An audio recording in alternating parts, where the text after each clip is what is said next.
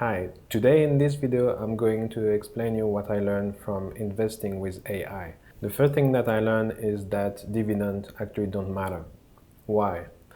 There are a lot of people in YouTube and you can find a lot of books and so on that speak about the advantage of investing in some dividend stocks. Some mature company that every year they give you a return on investment. They give you, let's say, 5% dividends, dividend yield of 10%, something like that.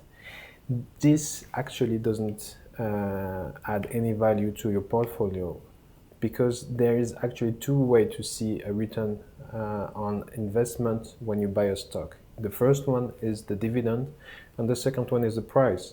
And when the dividend goes up, then most of the time the price goes down. And if you look actually at the data, whenever the dividend is going up, then the price is decreasing, and the other way around. A lot of companies right now are stopping paying dividends, and it doesn't matter. Why it doesn't matter? Because if the company is producing some cash, so if the company is profitable, then people will invest in this business and then the price will go up.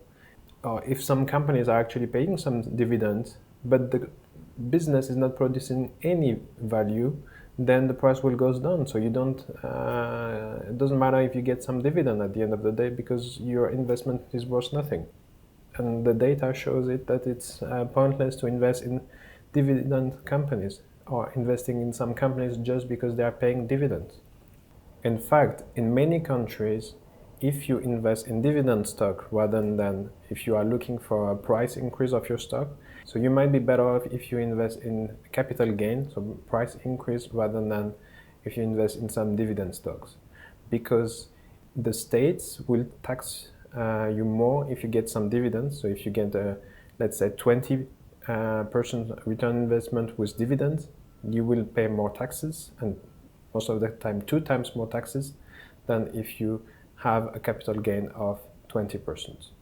So it doesn't make sense, as you can see, to invest in some dividend stocks for private investor. If you are Warren Buffett and you are running an investment fund or investment company, then it makes sense. But if you are private investor, then there is no point. The second thing that I learned, and this might be seen as something not really ethical, is that taxes is really important. So companies that pay really low taxes have, on average, better return on investment than companies that pay a lot of taxes. At the beginning, I thought, well, wait a minute, is it because of this kind of company like Amazon, Facebook, or Google that hide their benefits in some countries like Ireland and then they don't pay any taxes? No, I think it's something different. I think it's actually because companies that are actually not profitable, so for instance, companies that are focusing heavily on growth, don't pay taxes. So if you look at the first thing that you need to check in a financial statement is the company is paying taxes. Taxes shows you in which stage of the business cycle the company is.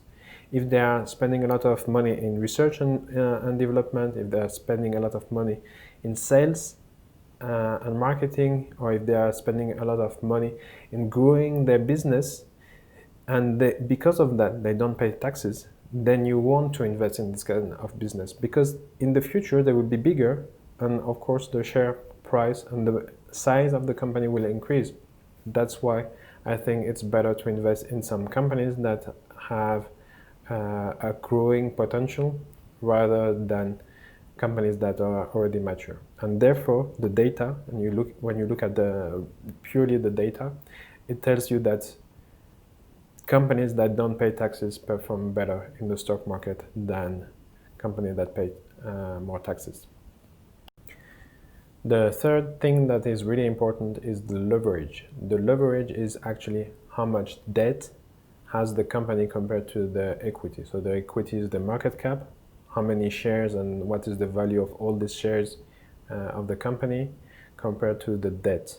So it makes sense if the company has a lot of debt, compared to the equity that they have, that they will actually, instead of being able to reinvest the profit in the business and bring a higher return investment for shareholder, they will actually need to pay back the debt. They will have the obligation every month to pay back, meaning that they won't be as profitable as if there are not that many debts. So when you look into a financial statement, again, it makes sense to see how much debt has a company compared to the actual market cap of the company.